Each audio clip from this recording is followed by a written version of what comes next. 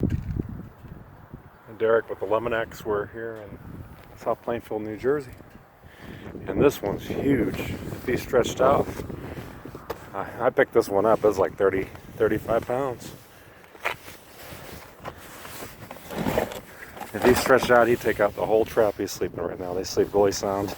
You can't even, you can poke them with a stick and they won't even move.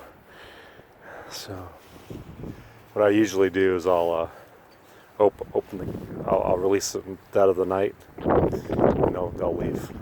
But if I try to release it now, it won't leave that trap. It's gonna sleep in there. It's just how they are.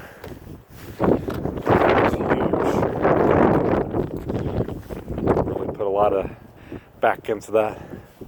So hopefully that's it. The customer was complaining that the ceiling was cracking. I didn't really believe him because this was ongoing for 2 weeks. And I figured he was just exaggerating. So I caught 2 raccoons on the exterior, and then this is hopefully the last one. I can do the repair finally. But wow.